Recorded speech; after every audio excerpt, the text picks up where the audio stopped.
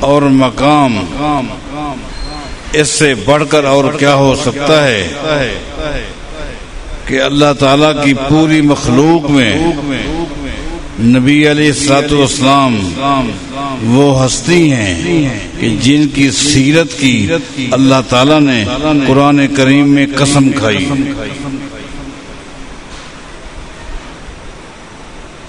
نبی علیہ السلام کے علاوہ کسی ایک ہستی کا نام بتائیں سابقہ انبیاء میں سے. کسی نبی، کسی فرشتے، اللہ کی پوری مخلوق میں کسی ایک ہستی کا نام بتائیں جس کی سیرت کی اللہ نے قسم اٹھائی ہو سوائے محمد الرسول اللہ کے. لعمرک انہم لفی سکرتہم یعمہون.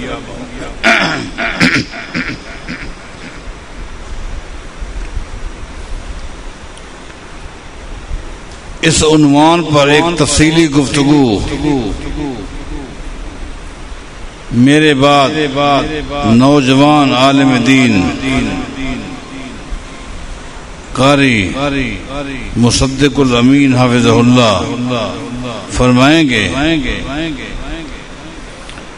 میں نہایت اختصار کے ساتھ مسند احمد کے حوالے سے آپ کو ایک حدیث سناتا ہوں اور اس حدیث کی تھوڑی سی تشریح بھی کر دیتا ہوں.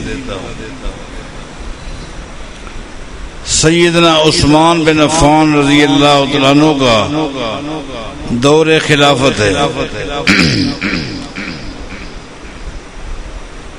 سیدنا عثمان رضی اللہ تعالیٰ عنہ کے خلاف دشمنان اسلام نے ہر طرف سے پر پھیلانا شروع کر دیے تھے. خارجیوں کا فتنہ، منافقین کا فتنہ، عبداللہ بن سبا کا فتنہ، اور یہ سارے فتنے دن رات سیدنا عثمان رضی اللہ تعالیٰ عنہ کے خلاف جھوٹے دلائل جمع کر رہے تھے.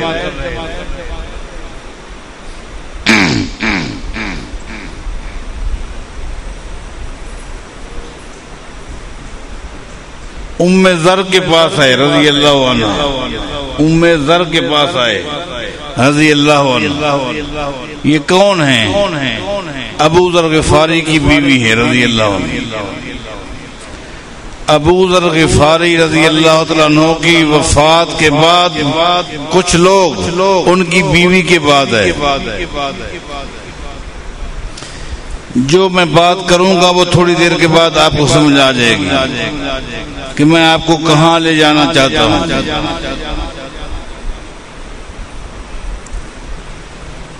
لوگ آئے اور بڑے ہمدرد بن کر آئے، بڑے خیر خواہ بن کر آئے اور آ کر کہنے لگے ابو ذر غفاری رضی اللہ عنہ جلیل القدر صحابی تھے. ان کا ایک مقام تھا، ان کی ایک عظمت تھی. نبی علیہ السلام کس قدر ان سے محبت کرتے تھے. لیکن ہم نے سنا ہے کسی چھوٹی سی بات پر عثمان کو غصہ آ گیا، اس بیچارے کو جلا وطن کر دیا، جلا وطن کر دیا. وہ بیچارے وادی میں چلے گئے اور وہیں بیچارے فوت ہو گئے.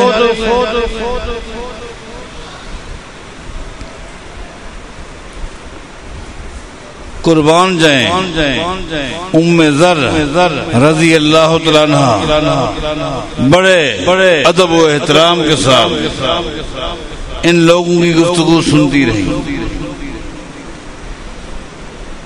یہ کیا چاہتے تھے وہ سمجھ گئے تاکہ ان کو ایک اور دلیل مل جائے. عثمان کے خلاف تحریک چلانے میں ہم کامیاب ہو جائیں۔ جب ان کی گفتگو مکمل ہوئی تو سیدہ ام ذر رضی اللہ عنہ فرماتی ہیں سن لو، واللہ ما سیر عثمان ابا ذر ولکن رسول اللہ صلی اللہ علیہ وسلم قال۔ تمہیں غلط فہمی لگی ہے،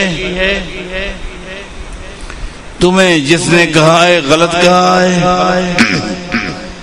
میں اللہ کو گواہ بنا کر کہتی ہوں، اللہ کی قسم کھا کر کہتی ہوں کہ میرے خاوند ابو ذر کو عثمان نے جلا وطن نہیں کیا تھا، جلا وطن نہیں کیا تھا، ولیکن رسول اللہ صلی اللہ علیہ وسلم قال، بلکہ نبی علیہ السلام نے میرے خاوند سے کہا تھا، نبی علیہ السلام نے میرے خاوند سے کہا تھا، اے ابو ذر ایک وقت آئے گا مدینے کے حالات ناساز ہو جائیں گے، کچھ لوگ مدینے کے امن کو برباد کر دیں گے، مدینے کا سکون تباہ کر دیں گے۔ عثمان جب وہ دور آئے میں تجھے نصیحت کرتا ہوں اپنے گھر والوں کو لے کر مدینے سے چلے جانا۔ بعض روایتوں میں آتا ہے، اگرچہ ان میں قدر کلام ہے، کہ نبی علیہ السلام نے ایک وادی کا نام لیا تھا جو مدینہ سے عراق کے راستے پر آتی ہے، ربضہ اس وادی کا نام ہے، وہاں کا نبی علیہ السلام نے نام لیا تھا۔ جب دیکھے کہ حالات ناساز ہو گئے ہیں تو ربضہ وادی میں چلے جانا اور بقیہ زندگی وہاں گزارنا۔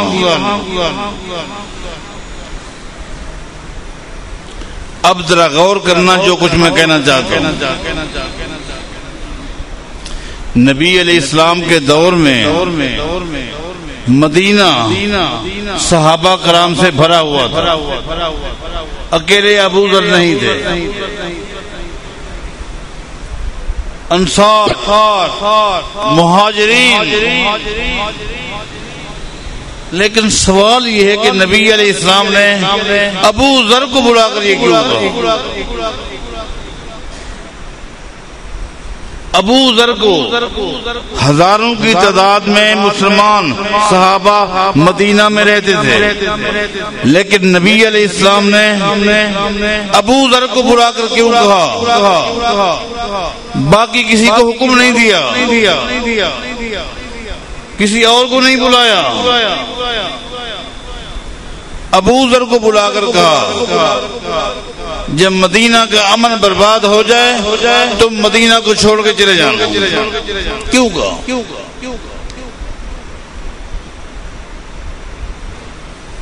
اس کا جواب پہلا جواب یہ ہے کہ نبی علیہ السلام عالم الغیب تو نہیں تھے، عالم الغیب تو اللہ کی صفت ہے، لیکن نبی علیہ السلام ناطق وحی تھے،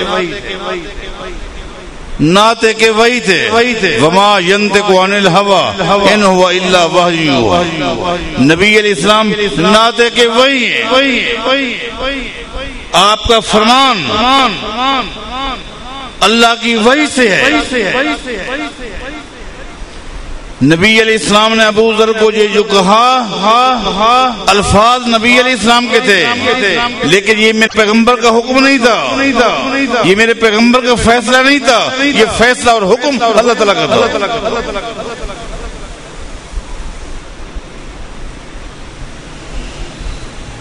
یہ اللہ کا حکم تھا، اللہ کا فیصلہ تھا۔ اللہ تعالیٰ نے اپنے پیغمبر کی زبانی ابو ذر کو حکم دیا کہ جب حالات ناساز ہو جائیں مدینہ چھوڑ کے چلے جانا۔ اس میں حکمت کیا تھی؟ حکمت اللہ تعالیٰ جانتا، لیکن بعد میں جو کچھ ہوا جسے میں تفصیل کے ساتھ ابھی آپ کے سامنے پیش کروں گا، اتنا مختصر گفتگو نہیں ہوگی۔ جو کچھ ہوا جو اللہ کے علم میں تھا، اس سے معلوم ہوتا ہے کہ اللہ تعالیٰ اپنی مخلوق کے سامنے ایک مسئلے کی وضاحت کرنا چاہتا ہے۔ وہ مسئلہ کیا ہے؟ وہ دین اسلام کا نقطہ کیا ہے؟ وہ نبی علیہ السلام کی مبارک سیرت کا ایک مبارک اور عظیم پہلو ہے، اور وہ یہ ہے کہ لوگوں، میرا پیغمبر جو کچھ بھی کہتا ہے وہ میرا حکم ہے۔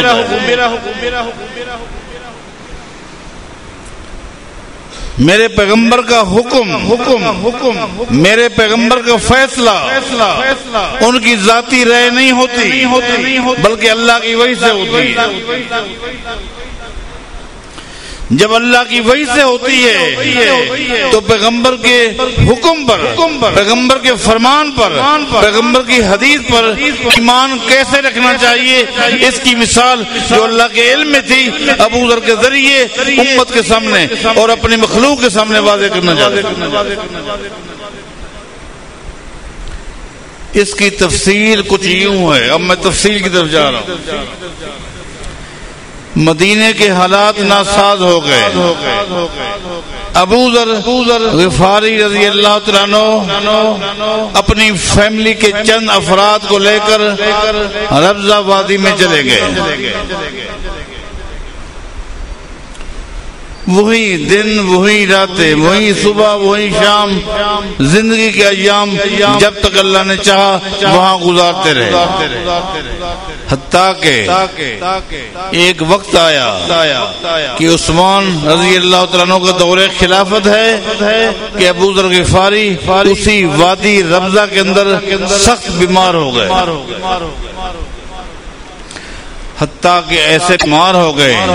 ایک دن ایسا بھی آیا جو ابو ذر غفاری رضی اللہ تعالیٰ عنہ کی زندگی کا آخری دن تھا۔ آخری دن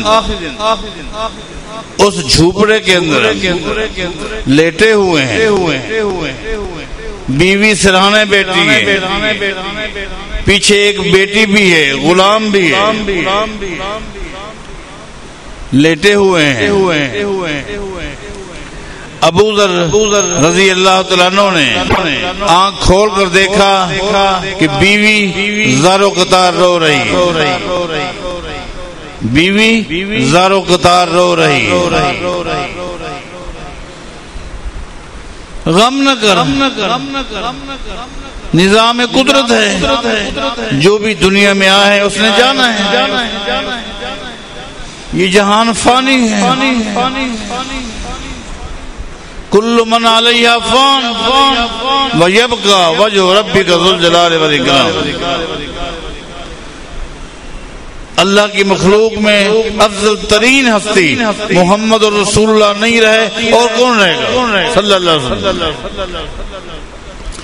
لیکن بیوی کے سامنے ایک غم نہیں تھا، غموں کا ایک پہاڑ تھا۔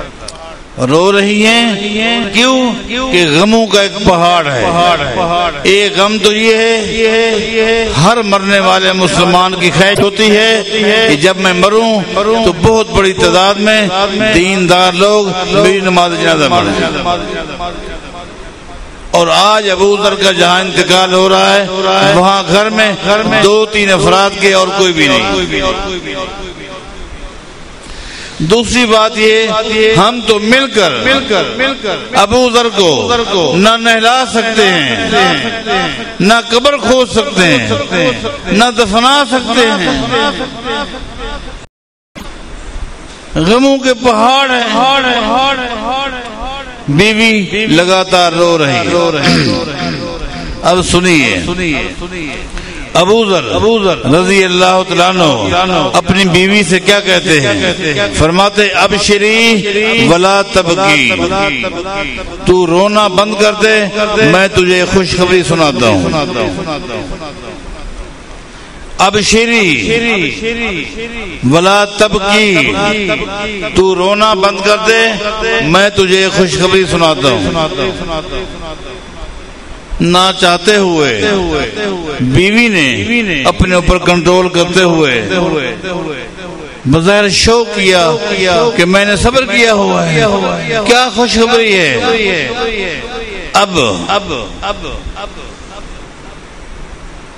ابو ذر جن کو سکرات لگی ہوئی ہے کیا کہتے ہیں؟ فرماتے ہیں فَإِنِّي سَمِعْتُ رَسُولَ اللَّهِ صلی اللہ علیہ وسلم يَقُولُ لِنَفَرٍ وَأَنَا فِيهِمْ، اے میری بیوی ایک دن ہم چند ساتھی نبی علیہ السلام کے ساتھ بیٹھے تھے. نفر جس کو ہم اردو میں چند کہتے ہیں، گنتی کے افراد. ایک دن چند ساتھی ہم نبی علیہ السلام کے ساتھ بیٹھے تھے. آپ نے ہمیں فرمایا تھا لَيَمُوتُنَّ أَحَدٌ مِّنْكُمْ بِفُلَاتِ الْأَرْضِ، سنو فرمایا سنو تم میں سے ایک آدمی کا انتقال جنگل میں ہوگا. تم میں سے ایک آدمی کا انتقال جنگل میں ہوگا. جب وہ فوت ہوگا تو وہاں آبادی نہیں ہوگی. جب اس کی روح قبض ہو جائے گی پھر کیا بنے گا؟ یشہدہ عصابۃ من المسلمین، اللہ تعالیٰ اس بندے کی نماز جنازہ کے لیے، اس کو دفنانے کے لیے، اس کے لیے دعا کرنے کے لیے اللہ تعالیٰ مسلمانوں کی ایک جماعت کو وہاں بھیج دے گا.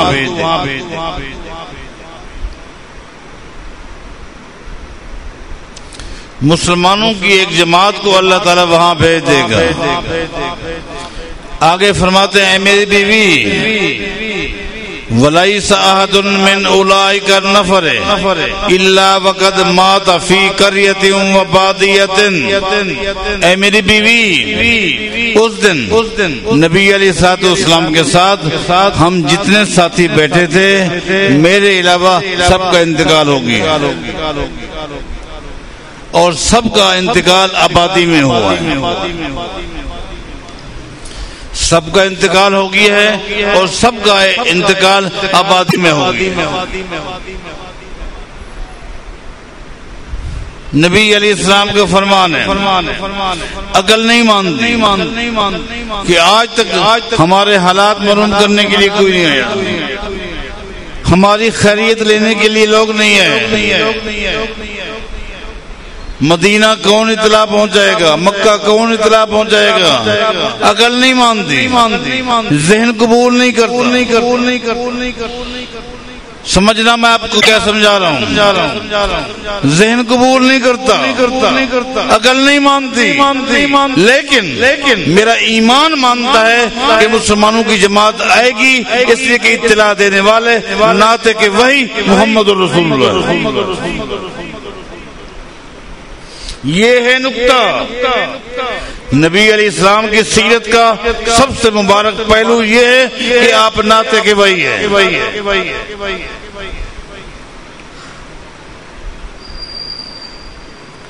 اور یہ عقیدہ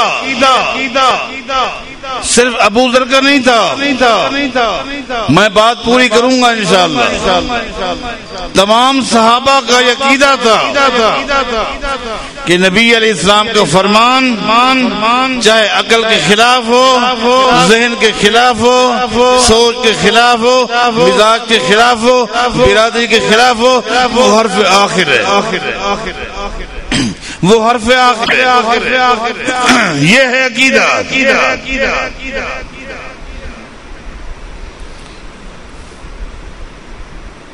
ہر مسلمان کا یہ عقیدہ تھا. آپ صحیح بخاری کی وہ حدیث پڑھ کے دیکھ لیں جو اکثر آپ علماء کرام سے سنتے رہتے ہیں کہ نبی علیہ السلام نے 3 نوجوانوں کو بھیجا تھا، علی کو، مقداد کو، زبیر کو رضی اللہ عنہ، انطلقوا تم تینوں یہاں سے مکہ کے راستے پہ چل پڑو۔ اب یہ معلوم نہیں ان کو اونٹوں پر بھیجا، گھوڑوں پر بھیجا، گدھوں پر بھیجا، پیدل بھیجا، فرمایا کہ انطلقوا جاؤ، یہاں سے جو راستہ مکہ جاتا ہے چل پڑو، حتی تاتو روضۃ خاخ، ابھی چل پڑو اور راستے میں ایک وادی آئے گی جس کا نام ہے وادی خاخ۔ جب تم اس وادی میں پہنچو گے، یہ کون فرما رہے ہیں؟ محمد رسول اللہ۔ فَإِنَّ بِهَا زَيْنَا تَرْتَحِلُ، یہ الفاظ صحیح بخاری کے ہیں۔ فَإِنَّ بِهَا زَيْنَا تَرْتَحِلُ، جب تم وادی خاک میں پہنچو گے تو وہاں تمہیں ایک اونٹ نظر آئے گا، اس اونٹ کے اوپر ایک عورت بیٹھی ہوئی ہوگی اور وہ مکے کے راستے پہ جا رہی ہوگی، اس کو روک لینا۔ فَإِنَّ مَعَهَا كِتَابٌ، اس کے پاس ایک خط ہے، اس کے پاس ایک خط ہے، فَخُذُوهُ مِنْهَا، بس تم نے اور کچھ نہیں کہنا، وہ خط لے کر آ جاؤ۔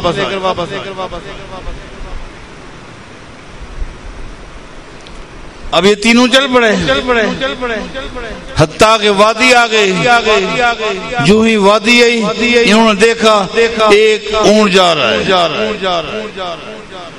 واقعی اس پر عورت بیٹھی ہوئی، اس کو روک لیا،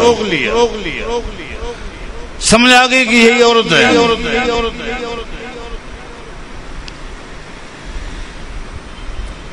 سیدنا علی نے کہا تیرے پاس خط ہے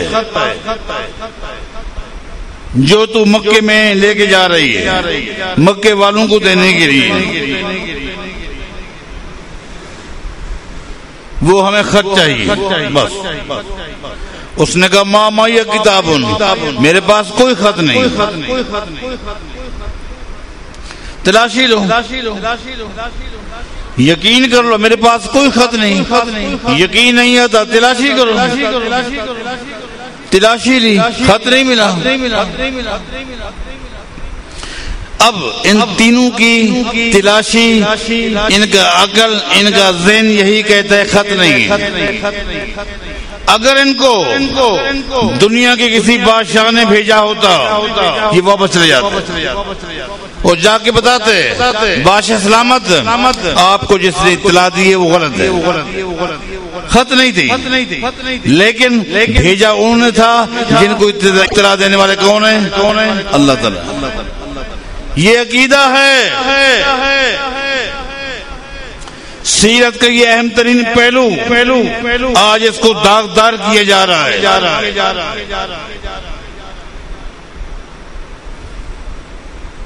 بھیجنے والے کون ہیں؟ ناطق وحی محمد الرسول اللہ۔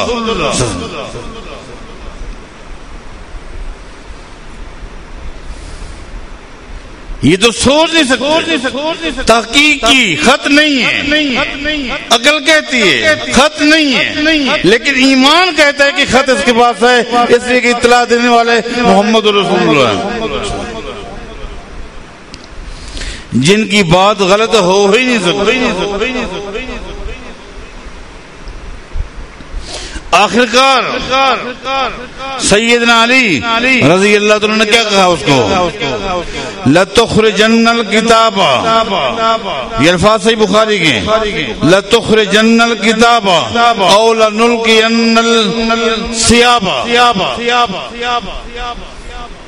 خط تیرے پاس ہے، خط تو ہم لے کے جائیں گے، خط دے دیتی ہے تو ٹھیک ہے، نہیں دیتی تو خط لینے کے لیے ہم تیرے کپڑے اتار دیں گے۔ تیرے کپڑے اتارنے پڑے اتار دیں گے،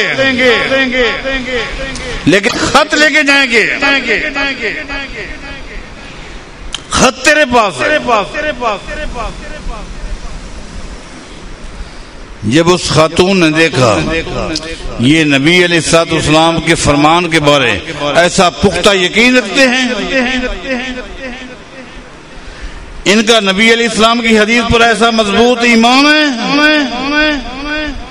یہ غیر محرم خاتون کے کپڑے بھی اتار دیں گے، خط لیے بغیر نہیں جائیں گے۔ اس نے اپنے سر کے بالوں کی چوٹی بنائی ہوئی تھی اور بیچ میں خط چھپایا ہوا تھا، اس نے خط نکال کے دے دیا۔ واپس آئیے، سیدنا ابو ذر غفاری کیا کہہ رہے ہیں؟ اے میری بیوی، کوئی نہیں آیا، رابطہ بظاہر منقطع ہے، اطلاع کی کوئی شکل نہیں ہے، ذہن نہیں مانتا، جماعت کیسے آئے گی؟ لیکن میرا ایمان ہے کہ جماعت مسلمانوں کی آئے گی، اس لیے کہ اطلاع دینے والے نہ تھے کہ بھائی محمد رسول اللہ۔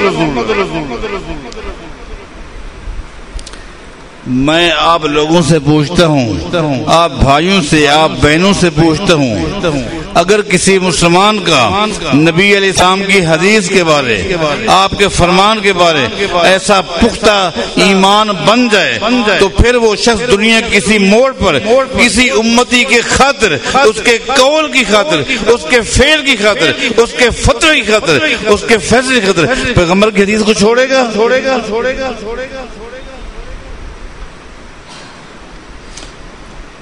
جب کسی شخص کا ایسا ایمان بن جائے گا تو پھر نبی علیہ السلام کی حدیث کی خاطر دنیا کے ہر انسان کی بات کو تو چھوڑ دے گا، برادری کی بات کو چھوڑ دے گا، علماء کی بات کو چھوڑ دے گا، مولویوں کی بات کو چھوڑ دے گا، پیریوں کی بات کو چھوڑ دے گا، لیکن پیغمبر کی بات کو نہیں چھوڑے گا، اس لیے پتہ ہے یہ بات کس کی ہے؟ نعت ہے کہ بھائی محمد رسول اللہ۔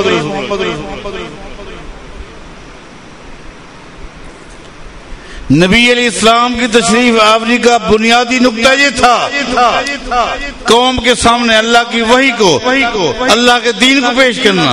اللہ کے دین میں یہ دو چیزیں، یہ قرآن ہے، یہ حدیث ہے۔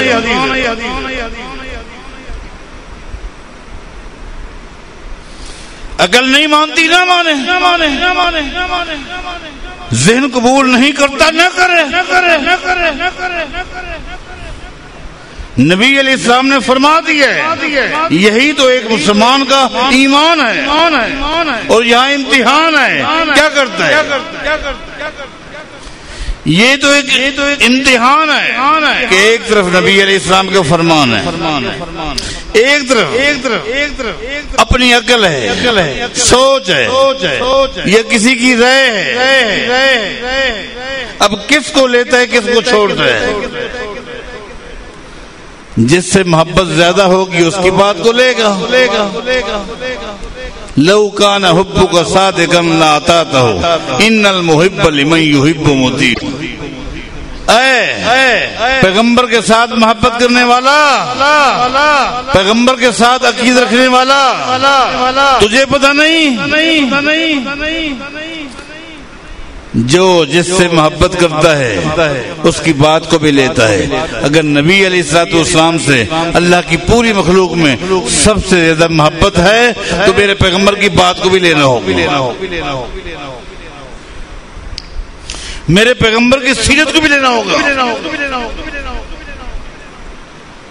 بیوی، جماعت آئے گی، مسلمان آئیں گے،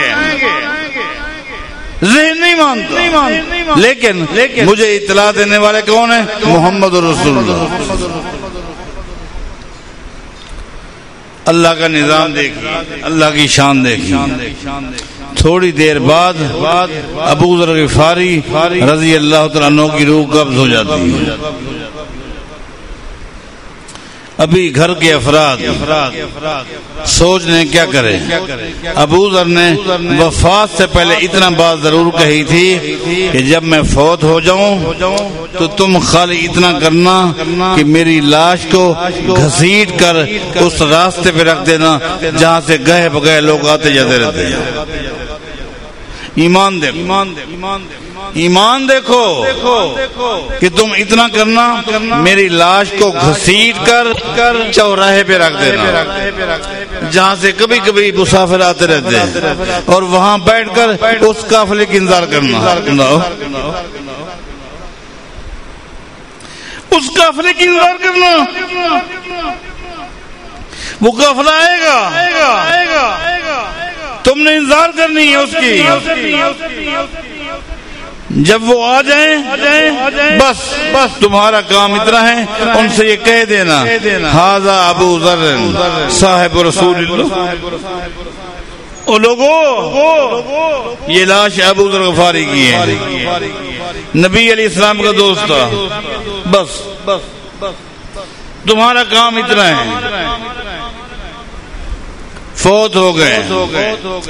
ابھی گھر کے افراد سوچ رہے ہیں کیا کریں, کس طرح اٹھائیں, کیسے لے جائیں, نصیحت پر وصیت پر کس طرح عمل کریں. ابھی سوچ ہی رہے تھے. اللہ کی شان دیکھیے.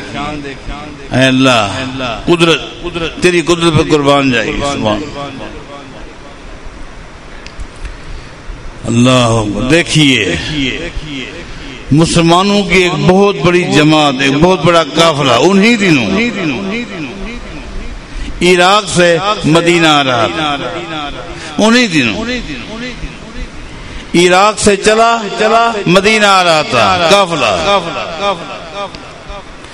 جب وہ قافلہ اس وادی میں پہنچا تو قافلے کے امیر نے قافلے کو روک لیا اور کہا میں اس راستے کو اچھی طرح جانتا ہوں. اس راستے پر جو مشہور وادیاں ہیں ان وادیوں کو بھی میں جانتا ہوں. میری اطلاع کے مطابق یہ وہ وادی ہے جس وادی میں ابو ذر غفاری رہتے ہیں. نبی علیہ السلام بہت زیادہ ان سے محبت کرتے تھے.